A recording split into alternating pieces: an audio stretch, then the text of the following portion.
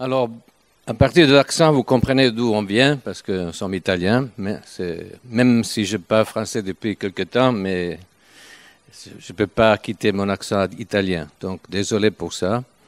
Mais il y a beaucoup en France qui ont des racines italiennes, donc nous allons réveiller vos racines. Ça, c'est une des choses qu'on aime faire, réveiller des racines, les bons côtés des racines. Okay? Donc, s'il y a des racines italiennes, on va les réveiller un peu avec notre accent italien pendant cette semaine. Okay? Voilà, nous venons de Turin, donc c'est le nord. Le nord, donc ça c'est pas vraiment ça, mais pas comme la France. Mais j'aime beaucoup ce film, Le Nord, c'est intéressant. Surtout l'accent, mais ça c'est... OK, donc pour ceux qui ne nous connaissent pas, bon, on s'est formé avec Jeunesse à Mission, surtout dans la relation d'aide. On a pas mal travaillé avec des écoles de relation d'aide avec Jeunesse à Mission. On a été équipier, on était leader, directeur, on était enseignant et tout le reste. Bon, c'est depuis des années qu'on fait ça. Et bon, on est itinérant, un peu moins maintenant parce qu'on a des parents assez âgés, parce que nous sommes pas jeunes non plus. Donc, mon père a 94 ans, le père Paola a 96, donc plus une tantine qui a des problèmes. Donc, on est un peu coincé en Italie, même si on aimerait bien voyager davantage. Mais bon, on accepte ce temps, nous aussi. Voilà. J'ai 70 ans maintenant depuis le 22 septembre. Avec ma femme, merci. On est mariés depuis 47 ans. C'était le 24 septembre. Nous, on fait toutes les choses ensemble comme ça. Et voilà, qu'est-ce qu'on va dire? Bon, je pense que je m'arrête là. Après, avec les étudiants, l'école, on va se connaître davantage. Mais c'est intéressant que demain, nous commençons notre semaine, le premier jour de Rosh Hashanah. Ça me touche beaucoup. Cette année, c'est comme ça. Je prêchais à notre église le jour de Pâques, juive. Aujourd'hui, c'est Rosh Hashanah. La prochaine fois, dans notre église, c'est Sukkot. Donc, c'est l'année des fêtes juives. Donc, voilà. Ça me touche pour différentes raisons que je ne peux pas partager maintenant, je n'ai pas le temps. Mais quelqu'un sait pourquoi. Voilà. Et je dis, c'est un temps spécial dans lequel nous sommes. Et parfois, c'est le début d'une année, surtout dans le calendrier juif a une valeur particulière. C'est commencer tout une nouvelle période, une nouvelle saison. C'est la saison de s'aimer, c'est la saison pour récolter, ça tourne chaque année. Et chaque année, il y a un rendez-vous spécial avec Dieu. Je vais commencer par ça, après je viens à mon sujet. C'est qu'enfin, on arrive aujourd'hui, le dernier jour de Loul, que c'est un mois de repentance pour se préparer, déjà pour aujourd'hui, mais aussi pour Yom Kippour. Et c'est le mois pour mettre en règle les choses avec Dieu, parce que c'est dans la tradition juive, Rosh Hashanah. Il y a 3 livres qui sont écrits, et les gens vont être écrits dans un des 3 livres. Donc, le premier livre, c'est le livre de la vie. Donc, si on a mis les choses en règle devant Dieu, on écrit le jour de Rosh Hashanah, on est écrit sur le livre de la vie. Si on n'a pas mis en règle les choses, on écrit sur le livre de la mort. Mais c'est tout en perspective de la nouvelle année, de comment nous allons vivre la nouvelle année. Et après, il y a un 3e livre pour ceux qui sont encore au milieu. Au milieu, ils n'ont pas encore ni prêt pour l'un ou pour l'autre. Et ils ont encore 10 jours à partir de Rosh Hashanah jusqu'à Yom Kippour. Et là, les livres ils sont écrits définitivement. Et c'est là qu'on va vivre la nouvelle année sur la base de ce que nous avons fait devant Dieu, aligné avec lui. Et je réfléchissais, surtout dans cette période, que, en plus, donc Dieu nous parle de quelque chose de nouveau qui va venir. Donc, en plus, c'est cette année qui commence la décennie de 80. La décennie des 70, c'était la décennie des yeux. Maintenant, on rentre dans la décennie de la bouche. Donc, c'est intéressant. Je n'ai pas le temps de dire ça, mais peut-être vous le savez mieux que moi, parce qu'il y a des gens ici qui le savent mieux que moi, sûrement. Et il y a le chiffre 8, que c'est toujours de nouveaux commencements. Et en effet, ce n'est pas vous, mais beaucoup qu'on connaît nous-mêmes, on attend une nouvelle saison. En Italie, on parle beaucoup maintenant de rentrer dans une nouvelle saison. la saison dans laquelle on a vécu depuis longtemps, de voir la gloire de Dieu, la présence de Dieu, de voir un réveil qui touche notre vie davantage et après le monde autour de nous. Nous avons désespérément besoin de ce mouvement de Dieu. Ce n'est pas ce que vous pensez, mais moi et Paula, nous sommes désespérés pour ça, surtout quand on regarde à l'extérieur dans le monde, mais aussi malheureusement dans l'Église. On parle pour l'Italie, nous parlons pour la France. Et une des choses qu'il y a, c'est que maintenant, je dis en Italie, c'est que on regarde déjà tout ce que ça va venir de bien et on oublie ce qu'on laisse derrière. Et comment on va terminer notre passé pour entrer dans le nouveau. Enfin, c'est ça le sens de Rosh Hashanah. C'est de bien terminer la saison d'avant, régler les choses avec Dieu pour entrer dans une nouvelle saison dans laquelle nous vivons la bénédiction. Mais qu'est-ce que c'est la clé? Le mois de Lul nous parle de ça, c'est la repentance. Et malheureusement, je veux dire pour l'Italie, on est dans ce sens, il y a beaucoup de prophétiques qui disent tout va bien, vous allez voir la gloire de Dieu, vous aurez être une église super, tout ça, vous allez voir. Mais je dis malheureusement, il n'y a pas beaucoup de prophètes qui nous disent qu'avant de tout ça, peut-être il faut mettre des choses en règle avec Dieu.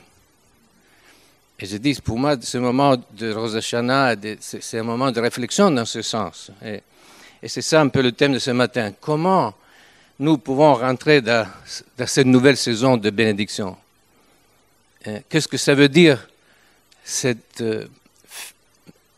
mettre les choses en règle devant Dieu, être aligné tout à nouveau avec lui, afin qu'on puisse vivre le bon qu'il a pour nous. Et c'est pas vrai, c'est pas seulement pour cette saison. Je veux dire, chacun de nous, nous vivons de différentes saisons de notre vie, mais il y a une saison dans laquelle c'est une saison qui devrait être de fruits, de créativité, Et comment rentrer dans cette bénédiction? Dieu nous donne des clés claires. Et c'est bien de voir tout le positif que Dieu a en nous, mais comme nous allons y entrer. Alors, ça, c'est un peu le sujet de ce matin. Comment Dieu veut nous aider à rentrer dans cette saison? Et je vais commencer en lisant un texte en Philippiens 3, versets 12 à 14.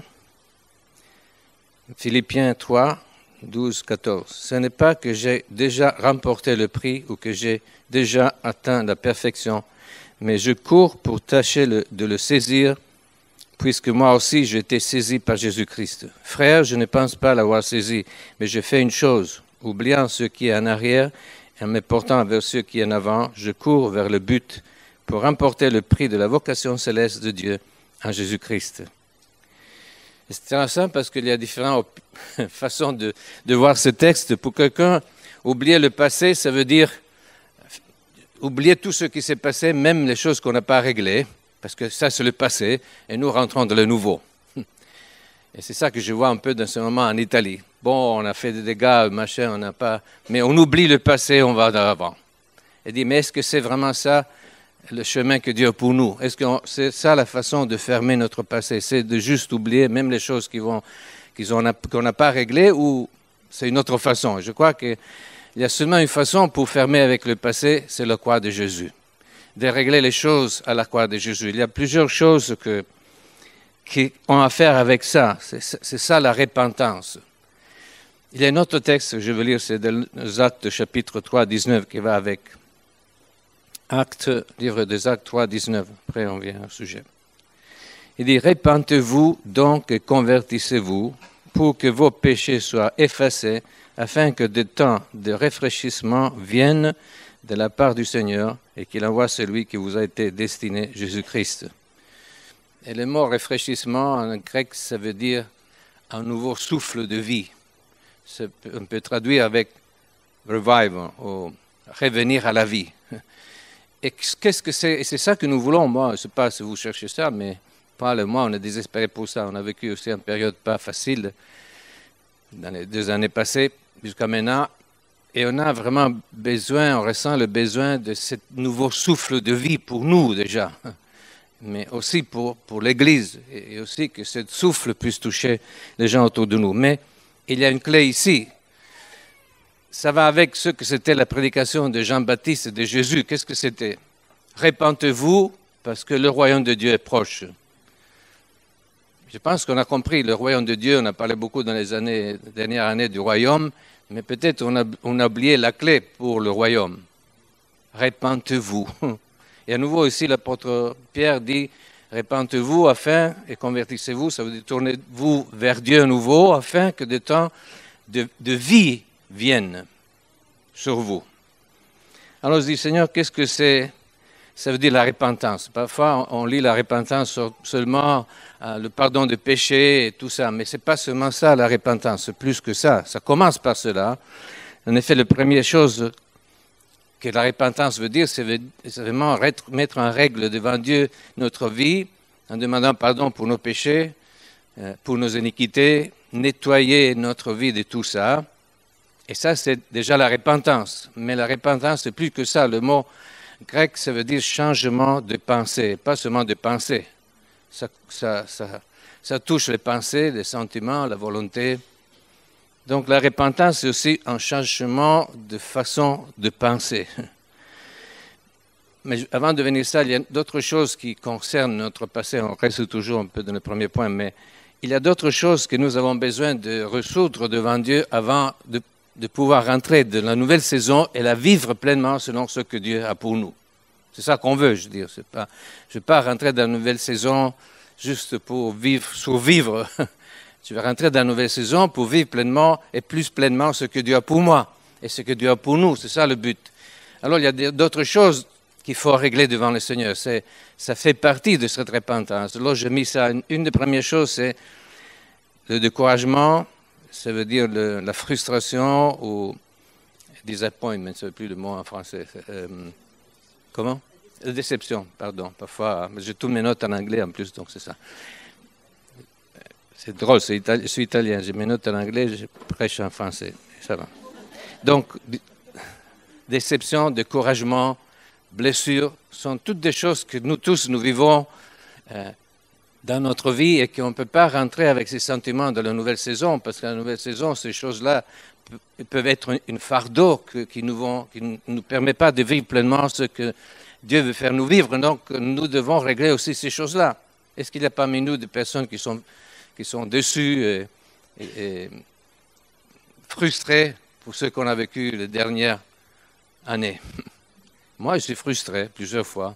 Quelqu'un, un enseignant de nos écoles, disait c'est a holy frustration, une frustration sainte. Juste, je veux dire, on est frustré parce que quand je lis l'Évangile, les actes, je suis frustré. Forcément, je ne veux pas être frustré.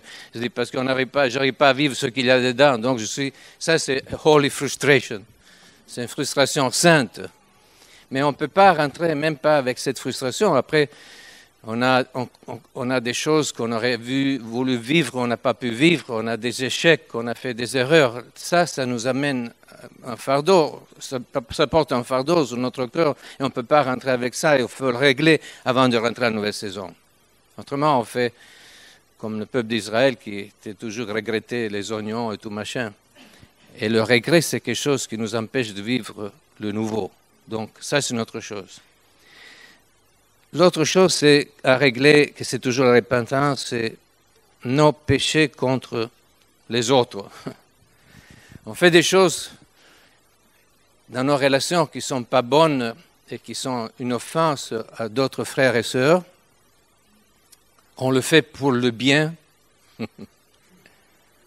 parce que nous, on veut avancer. Et il ne veut pas avancer. Je ne peux pas dire tout, mais je parle de choses qu'on a vécues aussi dernièrement.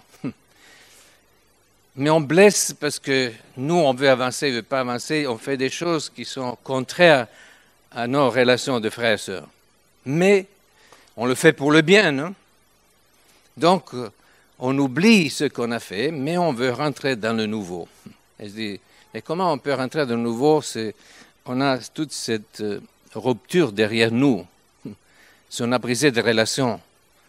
Et quand on brise des relations entre frères et sœurs, c'est briser une alliance, parce que nous sommes tous dans une alliance. Je vais faire un exemple, je ne pensais pas de faire ça, mais il y a quelques années en arrière, On était dans une église à Turin et on voulait amener un peu des choses nouvelles. On était à Jeunesse à Mission, on vivait des choses, on va les apporter dans notre église. Et on a essayé. Bon, ils étaient blessés par ça parce qu'on était en train de changer le style de vie de cette église. Ok, voilà, ça va. Il y avait une forme spéciale, nous on était en train de la briser. Et donc, à certain moment, c'était devenu que nous, Paul et moi, étaient coupables d'avoir dérangé le système. Okay? Alors, on a dit, si on vous dérange, on vous libère de notre présence. Et nous avons quitté. Forcément, comme ça, ils étaient tranquilles après. Donc, je veux dire, il ne faut pas être ici, être le... Donc, nous avons quitté, et on ne sait pas quoi faire, mais malheureusement, il y a eu d'autres dans l'église qui disent, si vous partez, nous, on part aussi. Okay. Donc, on était 10... qui sont partis. Après, quand on avait vécu ça, parce que ça durait quelques mois, c'était une souffrance, on a dit on n'a plus l'envie de répartir, on se soigne un moment, on reste tranquille. Et on se retrouvait juste en famille pour prier ensemble, pour s'encourager, tout ça. Et après une année, on a eu l'envie de commencer quelque chose de nouveau. Dire enfin, peut-être, semblait que Dieu nous conduisait à commencer une nouvelle église. Alors on s'est retrouvés, on a fait une retraite, un petit groupe, on était 12 ou 13 à ce moment-là. On est allé partir dans une maison de vacances et on passait un week-end et prié pour ça, pour se prendre cette décision. Et depuis des mois, on n'avait plus pris la Sainte-Seine. On ne sentait pas qu'il y avait quelque chose qui ne nous permettait pas de prendre cette Sainte-Seine. C'est comme si on n'était pas en ordre devant Dieu de quelque part. Et ce matin-là, le dimanche matin, on a décidé ce matin, pour la première fois après presque une année, on va prendre la Sainte-Seine. Alors on prépare, on se met pour la Sainte-Seine, et je commence à pleurer. Ça m'est tombé dessus comme ça. Je dis, Seigneur, qu'est-ce qui se passe? Et Dieu m'a dit, vous m'avez blessé avec cette rupture. Moi, je suis blessé. Est-ce que vous vous rendez compte? Vous avez brisé quand même une alliance. Je ne m'attendais pas à ça. Et j'ai encore pleuré plus. Alors je partageais avec les autres, on a dit, on ne peut pas, c'est le repas de l'alliance. Et Dieu dit, vous avez brisé mon cœur parce que de quelque part, vous avez brisé une alliance. Même si vous étiez ceux qui ont dû partir, mais enfin, vous avez brisé quelque chose. Et vous voulez démarrer quelque chose de nouveau. Alors on a pleuré un peu tous. Et une chose qu'on a fait, on a demandé pardon au Seigneur et on a prié que Jésus puisse guérir le cœur du Père. Ça fait un peu drôle de penser ça, mais c'est ça que Dieu nous a dirigés. Et quand nous avons fait ça, alors nous avons eu la liberté de prendre la Sainte-Seine. Et après, je passe la dimanche d'après, par le mois, nous sommes allés à l'église d'avant et on a demandé pardon à tout le monde pour les avoir blessés, même des choses que nous, on ne savait pas. Et on a dit, merci de nous pardonner, de nous libérer. Seulement une personne a répondu, mais tant pis, au moins une. Mais nous, on voulait faire les choses. Là, j'ai compris qu'est-ce que ça veut dire en rupture. Je veux dire, on ne peut pas briser des choses, des relations, et après, on rentre dans la méditation, on laisse tout comme ça. Mais qu'est-ce qu'on fait de cette alliance de frères et sœurs? Vous comprenez ça? C'est la repentance aussi. La repentance devrait amener aussi à la réconciliation et la restitution, ça c'est notre thème. Donc ça c'est aussi la repentance.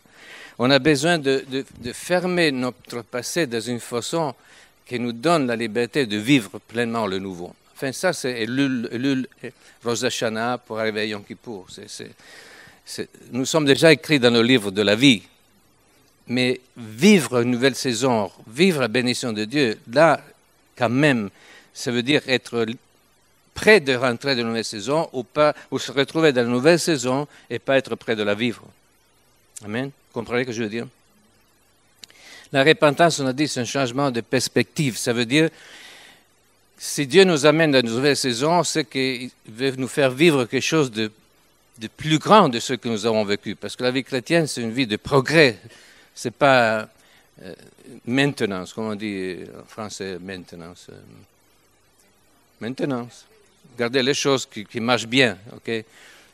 Comme c'était avant. Non, la vie chrétienne, c'est une vie de progrès. Donc, la nouvelle saison, forcément, Dieu veut nous amener à quelque chose en plus. L'apôtre Paul dit en Corinthiens qu'en contemplant Jésus avec un visage découvert, nous allons être changés à son image de gloire en gloire. En fait, la plus grande chose que Dieu veut faire de chaque saison, c'est de nous transformer pour devenir davantage plus à son image, n'est-ce pas? Donc, il y a un progrès. Et donc, ça veut dire que Dieu doit élargir notre perspective. Il doit permettre de voir les choses plus larges de ce que nous avons vu jusqu'à maintenant, parce que Dieu veut avant tout nous montrer ce qu'il est en train de préparer afin que nous puissions l'accepter et le vivre. Donc, ça veut dire élargir notre perspective aussi. Ça, c'est aussi un changement de mentalité, de façon de penser, de voir les choses. Je me rappelle quand on a vécu ce qu'on appelait le moment de Toronto. Ça a bousculé un peu nos systèmes, n'est-ce pas? Et je dis, beaucoup n'étaient pas près de ça et ça nous a dérangés, pas moi. Moi, je n'étais pas dérangé. Moi, j'étais dérangé de la bonne façon. Ça, j'aimerais bien être dérangé comme ça à nouveau, mais même plus. Donc, mais ça, Seigneur, dérange-nous. Donc, mais le fait de vivre ça, quelqu'un a parlé de soif ce matin, je pense que c'est toi, Sandra, que pour rentrer à une nouvelle saison, il faut avoir soif de cette nouvelle saison. De quelque part, il faut l'avoir avant de rentrer. Donc, on a le soif de ça, et c'est rentrer dans la pensée de Dieu, dans le projet que Dieu a pour nous. Ça nous donne la soif de vivre, et c'est là qu'on va accepter les choses que peut-être ils vont nous déranger dans la nouvelle saison. Moi et Paula, on n'était pas dérangés parce qu'on était désespérés, même dans cette période-là, de plus de Dieu. On avait soif, et quand nous est tombé sur la tête, on était contents. Moi, j'étais content de me rouler par terre en rien comme un fou. J'étais content parce qu'enfin, je savais, j'ai connu qu'est-ce que c'est la joie du Seigneur, parce qu'avant, je ne connaissais pas vraiment. Mais là, je l'ai connu, et alors, bon.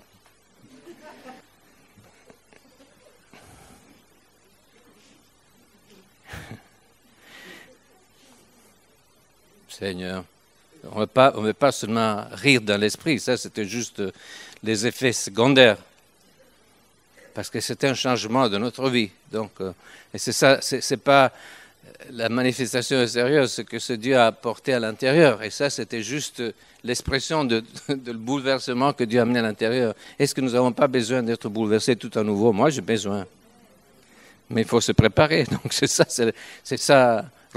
Elul, Rosh Hashanah. C'est aussi ça, à côté des autres choses. Et dans la nouvelle saison aussi, c'est d'expérimenter et vivre Dieu dans une manière nouvelle et plus profonde. Cette semaine, on va parler du cœur du Père de Dieu. J'ai rencontré Dieu le Père de 85. Là, c'était aussi bouleversant.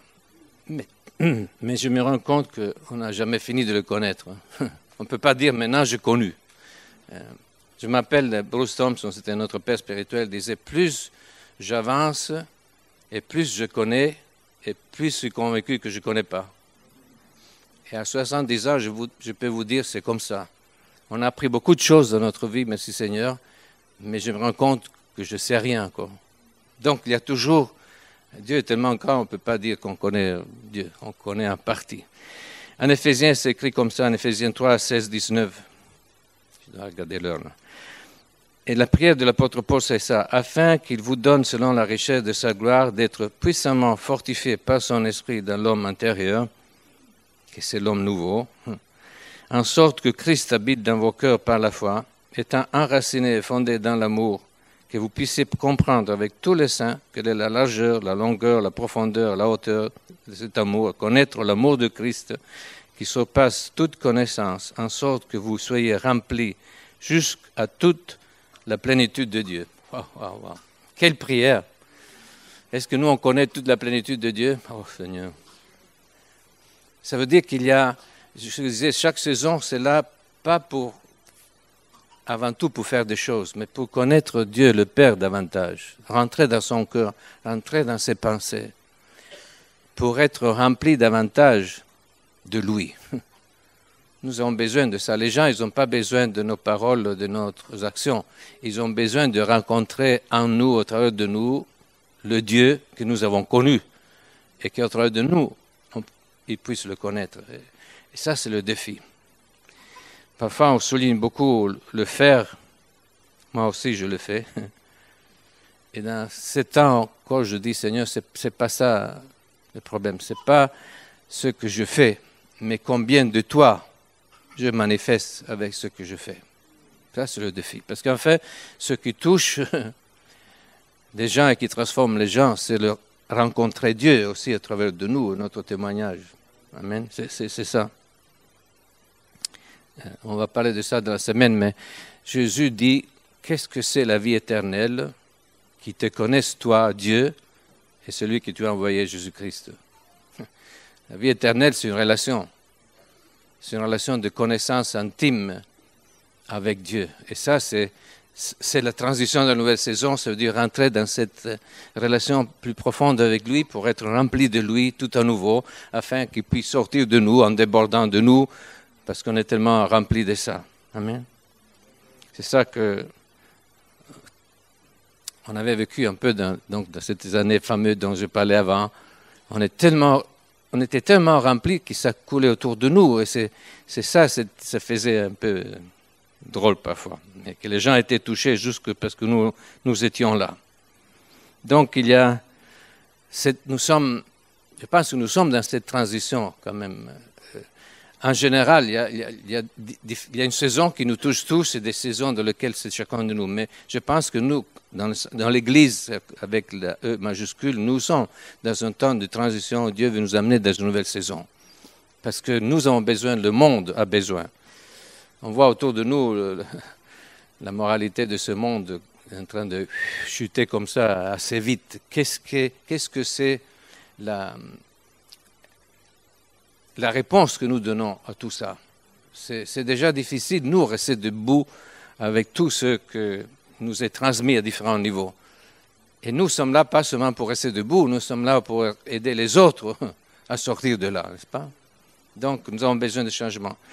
Et il y a différentes façons dans lesquelles Dieu fait ça. Alors, je vais juste mentionner une de ces façons qui me touche beaucoup ce matin. Je vais terminer avec ça. Il y a des passages dans la Bible qui sont spéciaux pour chacun de nous. Ce n'est pas pour vous, mais il y a des textes sur lesquels je vais retourner plusieurs fois parce que je trouve une réponse pour ma vie dans cela. Et une de ces façons dans lesquelles Dieu veut nous aider à vivre cette transition, je le trouve, il me plaît beaucoup, en Jean chapitre 21. Jésus qui vient rencontrer les disciples qui sont retournés à pêcher dans le sang des poissons. Heureusement. Mais ils étaient eux aussi dans un temps de transition. Ils avaient vécu toute la formation avec Jésus. Ils avaient vu la semaine difficile, la mort, la crucifixion de leur maître. Ils n'avaient pas beaucoup compris tout ça. On le voit quand Jésus rencontre les deux disciples sur le chemin d'Emmaüs. Donc, ils avaient perdu la boussole, donc, parce qu'ils ne comprenaient pas ce qui s'est passé. Ils disent, bon, c'est fini. Bon, là. Et c'est comme ça que je vois aussi les disciples dans le chapitre 21 de Jean, que Pierre dit aux autres, bon, moi je vais pêcher aujourd'hui. Je ne sais pas ce qui se passe, je ne sais pas quoi faire dans cette période de transition. Ils avaient déjà vu Jésus ressusciter 2 fois, mais ils n'avaient pas encore bien cadré la chose. Donc, ils ne savaient pas encore ce qui allait se passer. Donc, ils étaient en pleine transition. C'était un peu de la confusion. Donc, ils disent, bon, aujourd'hui, je ne sais pas quoi faire, on va à nouveau pêcher. Donc, on va à notre travail. Donc, ils vont pêcher. Toute la nuit, ils pêchent, rien. C'était déjà la 2e fois que c'est passé, n'est-ce pas? C'est intéressant. Mais la chose intéressante, c'est quand ils reviennent le matin, il y a quelqu'un sur la plage qui avait déjà préparé un petit barbecue. Il avait déjà allumé le feu, il y avait déjà du pain et du poisson qui étaient en train de cuire. Et qui dit, c'est intéressant parce que maintenant, Jésus, ce n'est plus le même qu'il connaissait avant. C'est le Jésus ressuscité avec un corps de gloire. C'est difficile de le reconnaître. Les disciples d'Emmaüs, ils n'avaient pas reconnu. Il était à côté d'eux, ils ne les avaient pas reconnus. Ça veut dire que Jésus, comme je dis, il était déjà dans la nouvelle saison. Mais eux, ils n'étaient pas encore là. Il y avait la transition. La nouvelle saison serait rentrée vraiment le jour de Pentecôte. Ils étaient dans cette transition. Donc, ils voyaient encore les choses dans la vieille manière. Ils s'attendaient des choses qui s'attendaient déjà avant. Enfin, on le voit dans le livre des Actes, il dit, est-ce que c'est maintenant que tu vas amener le royaume de Dieu en Israël? J'avais encore rien compris au film de ce que c'était. C'est ma copine Nadine qui m'apprend parfois, m'a appris dans le passé des phrases comme celle-là que j'utilise. Et donc, ils étaient dans ce temps, donc ils se retrouvent à pêcher, ils reviennent le matin, ils voient un gars sur la plage qui dit « Alors, les garçons, qu'est-ce que vous avez pêché cette nuit ?» C'est intéressant comme question, n'est-ce pas? Mais ils ne savent pas qui c'est, donc ils n'ont pas encore reconnu qui c'est. Oh, ils n'ont rien pris, donc ce n'était pas une bonne pêche. Alors, jetez le filet de l'autre côté. Et c'est là qu'ils remplissent le filet. Maintenant, ils commencent à comprendre que peut-être ce monsieur qui est sur la plage, peut-être c'est Jésus. Et Pierre dit, c'est le Seigneur. Alors là, ça commence la panique. Surtout pour Pierre. Parce que jusqu'à maintenant, je ne pense pas qu'il avait encore réglé vraiment directement avec Jésus l'histoire du déni. C'est vrai qu'il s'était repenti, mais je pense qu'ils n'avaient pas encore discuté l'histoire, lui et Jésus. Donc, on dit, oh là là. Et Jésus dit, venez, venez, on va faire un petit déjeuner ensemble. Moi, je pense, Pierre, ce gars assez vivant, c'est toujours plein d'initiatives, hein, qui dit, oh Seigneur, maintenant, je craigne qu'on va parler de ça. Et je pense que ce n'était pas seulement lui qui avait besoin de ça, mais Jésus est là pour les aider à rentrer dans la mentalité de la nouvelle saison. Et je pense que même le fait qu'ils n'ont rien péché, ce n'était pas seulement pour leur rappeler de ce qui s'était déjà passé la première fois, mais pour dire, vous devez oublier à faire confiance dans vos capacités humaines. La nouvelle saison ne se base pas sur vos forces et sur votre capacité, mais sur les miennes. Et ça, c'est une nouvelle démonstration. Ça fait partie aussi du changement de la nouvelle saison. Nous, on pense toujours de faire des choses, nous. Et Dieu dit, non, ce n'est pas vous, c'est moi qui le fais au travers de vous. Nous, on a toujours l'envie de faire des choses, n'est-ce pas? Heureusement, je veux dire. Mais parfois, on a l'envie de le faire dans nos propres forces, dans notre propre système. Mais Jésus dit, ça ne sert à rien. Regardez les fruits, nul. Je ne sais pas si vous avez jamais vu ça. On fonce, et... Mais alors bon, c'est normal. Parfois, on se tranquille, c'est normal. Pour moi, ce n'est pas normal quand même. Donc. Alors je dis... Et Jésus est là pour apprendre ça. Donc, c'est pour les aider, tous, ce groupe de 7... Plus de 7 et 7, les chiffres sont toujours spéciaux. Donc, mais pour ces 7, pour leur expliquer et leur préparer à la nouvelle saison qui était en train d'arriver. C'est arrivé le jour de Pentecôte. Là, ils sont rentrés dans la nouvelle saison définitivement. Ils devaient être prêts parce que c'était un changement énorme. C'était plus le temps, les 3 ans et demi qu'ils ont passé avec Jésus. Ce n'est pas les 50 jours au milieu. C'était quelque chose de complètement nouveau. Et ils devaient être prêts pour ça. Et Jésus le fait de une manière que j'aime beaucoup. Il aurait pu le donner quelques de claques au lit, comme dit que toujours. Non, il dit, venez, mangeons ce petit déjeuner. Amenez le poisson que vous avez pris et on mange. Et je vois ça dans le silence. Je pense à Pierre qui est le silence, mais il entend le bruit de son cœur. C'est quand qu'il va sortir l'histoire? Donc, il mange ce petit déjeuner à calme.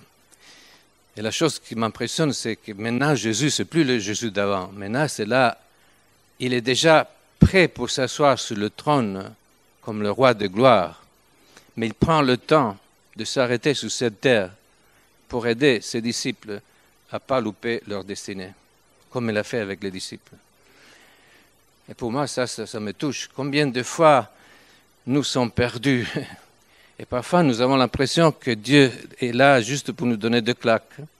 Peut-être qu'il ferait bien nous donner parfois, mais il vient et il descend à notre hauteur, même s'il habite en haut, et dit, OK, je veux t'aider à rentrer dans cette nouvelle saison. Dans ma présence, je veux te préparer, je veux te transformer. C'est ça qui se passe, enfin. Alors, ils font un petit déjeuner. Petit déjeuner, bon, je pense qu'ils n'ont pas beaucoup parlé. Et après qu'ils ont déjeuné, alors Jésus parle. Pierre, Seigneur, c'est l'heure. Maintenant, en plus, on n'est pas seul, il y a aussi les autres, qu'est-ce qu'ils vont dire? Et Jésus dit, Pierre, est-ce que tu m'aimes? Ça, c'était la bonne question. Parce que Dieu n'est pas trop impressionné par ce que nous faisons, mais qu'est-ce que c'est la motivation de notre cœur? Et à nouveau, à faire ça avec la nouvelle saison. Ce qui intéresse Dieu le plus, la façon dans laquelle nous rentrons dans la nouvelle saison, qu'est-ce que c'est l'attitude de notre cœur pour y entrer? Et je pense que la plus grande question, c'est ça, la question de Jésus. Est-ce que tu m'aimes?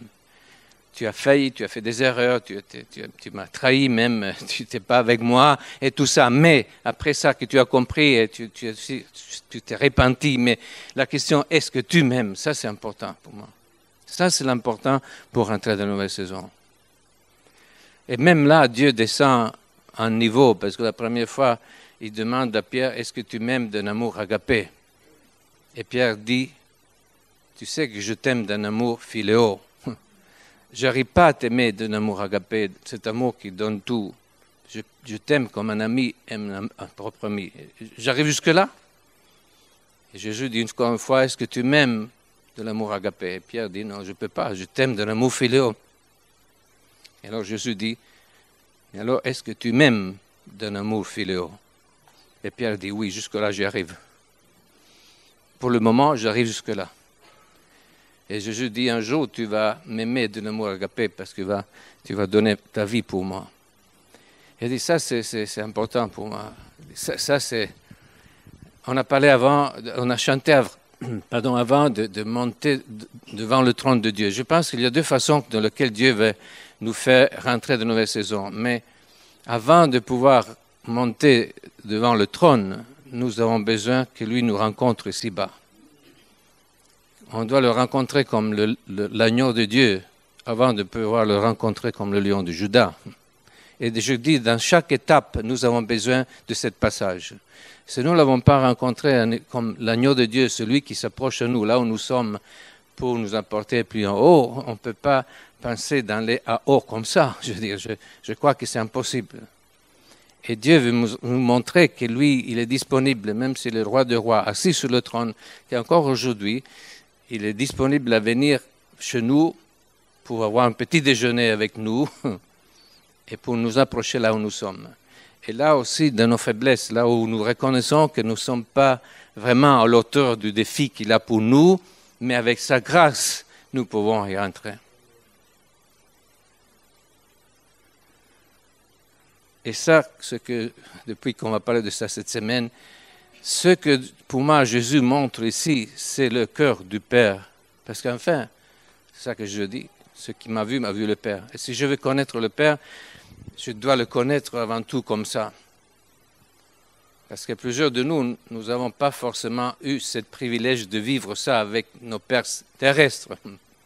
Mais notre Père céleste, c'est quelqu'un qui ne met pas à côté nos péchés, mais quand nous sommes prêts à nous repentir, il est là pour nous approcher à notre niveau, pour nous amener plus loin. Et ça, dit Seigneur, alors je peux te faire confiance. Parce qu'on fait tellement des erreurs, on a fait tellement de dégâts parfois qu'on dit maintenant qu'est-ce qu'on fait? Dieu dit, ok, si tu es prêt à te repentir, moi je vais être là à côté de toi, là où tu es, pour t'aider à rentrer dans le nouveau. Et ça, c'est mon Père, et c'est notre Père. Que le Dieu Tout-Puissant. Je dis, comme je dis normalement, je dois connaître avant tout le Père dans sa maison avant de le connaître dans la salle du trône. Si je ne le connais pas dans sa maison de Père, je n'aurai pas confiance vraiment de rentrer dans la salle du trône. Et celui qui est assis sur le trône, et qui est le roi des rois, Seigneur de tout, c'est aussi mon Père. Mais si je ne le connais pas comme mon Père à ce niveau intime, est-ce que je pourrais rentrer là où lui, il est assis sur le trône? Amen. Vous comprenez ça? Alors, c'est pas comment vous avez vécu les dernières 2 années, mais nous, on les a vécues pas trop bien. On a reçu des gifles, je peux dire comme ça, à différents niveaux. Et quelqu'un a reçu cette parole, peut-être après on va prier, peut-être vous pouvez vous aussi identifier avec ça, je la trouve, c'est une parole prophétique que quelqu'un a mis en ligne de quelque part, et je trouvais que c'est important, c'est que je l'ai perdu, mais je vais la trouver de quelque part. Oui. Quelqu'un a reçu, Dieu a dit cette parole. L'année 2019 a commencé très agitée pour beaucoup de mes enfants ici sur Terre. Le passage de 2018 à 2019 a été très tumultueux et certains de mes enfants sont encore en train de traiter cela. Depuis que cela se produit jusqu'à partir du début de l'année, beaucoup se sentent très découragés et sceptiques quant à ce qui les attend dans les prochains mois, car ils ne s'attendaient pas en début d'année aussi difficile. Ça m'a touché parce qu'enfin, je peux m'identifier avec ça. Ce n'est pas que c'est d'autres qui s'identifient. Mais l'année 2017, pour nous, c'était l'année dans laquelle Dieu, s'il devait nous humilier, bon, il nous a humiliés. Et on avait de la peine à voir, mais surtout, oui, à la fin de l'automne 2017, l'année 2018, c'était vraiment être cassé, surtout par des relations que c'est la partie plus difficile. Et on a dit, Seigneur, est-ce qu'il y a encore une voie de sortie d'ici, Seigneur? Et cette année aussi, 2019, ce n'était pas évident non plus, je dirais. La différente chose, on a commencé à mettre les choses en place dans l'intérieur de nous avec Dieu, mais quand même, ça restait une année difficile. Et on dit, Seigneur, est-ce que nous espérons vraiment ceux qui viennent? On y aspire à ça, mais est-ce que nous allons rentrer? Et Dieu, je pense qu'il veut nous rencontrer comme ici les disciples dans Jean 21, dire, OK, je suis là pour vous encourager, pour dire c'est possible, et on va le faire. Mais la question qu'il nous demande, à côté de tout ce que vous avez vécu, même de vos réactions, parce que là, quand on est blessé comme ça, quand on reçoit des claques comme ça, comme on a reçu par des relations, on ne réagit pas toujours très bien non plus. Mais Dieu dit, est-ce que vous allez régler ça? Alors je suis là pour vous encourager, pour vous soulever de là, pour vous aider à rentrer dans le nouveau. Comme je dis avant, le 22 septembre, c'était mon anniversaire de 70 ans. Et je dis, c'est important. 70, c'est la fin de l'exil. Je dis, Seigneur, alors je dis, Seigneur, je vais proclamer pour ma vie que cette année, c'est la sortie de l'exil. Et parle-moi, on sait ce que je veux dire. Mais je dis, Seigneur, je vais prendre ça de une manière prophétique. On a organisé une fête avec des amis, une cinquantaine d'amis, donc pour faire ça. Et j'ai dit ça à la fin. C'est 3 choses. Première chose, 70 ans. Seigneur, je vais proclamer la sortie de l'exil pour moi et pour ma femme. Deuxième chose, Paula m'a donné une nouvelle montre. Et je dis, Seigneur, ça m'a rappelé un autre texte de la Bible qui dit, apprenez à bien compter vos jours afin d'acquérir un cœur sage. Elle dit, Seigneur, je veux tenir compte du temps dans une manière nouvelle, dans cette cette partie donc, de vie qui me reste. Je dis, je vais traiter le temps dans une manière meilleure. Je le vois pour gagner ce que peut-être j'ai perdu. Et la troisième chose, c'est qu'il y avait une cinquantaine d'amis à nous, entre eux, des gens qui ne voyaient pas depuis longtemps parce qu'ils avaient des problèmes pas encore résolus entre eux, donc ils se sont retrouvés à surprise. Enfin, mon but, ce n'était pas beaucoup fêter mon anniversaire, c'était de faire quelque chose pour la réconciliation. Et alors, la troisième chose que je dis, si je vous ai offensé, je fais des choses que vous ont blessé, je demande pardon à tout le monde. Et je vous demande pardon directement. Je dis, s'il y a quelqu'un qui a des choses, vous venez me dire, pas aujourd'hui, pas le jour de l'anniversaire, mais vous me dire directement et on va régler les choses. Et l'autre chose, je vous demande pardon si je n'ai pas pu répondre à vos attentes. Mais je ne peux pas répondre à toutes les attentes de tout le monde. Ce serait déjà bien si j'arrive à répondre aux attentes de Dieu. Mais je sais que vous avez eu des attentes sur moi, d'être quelqu'un que je ne peux pas être, mais je vous demande pardon pour ça. Je vais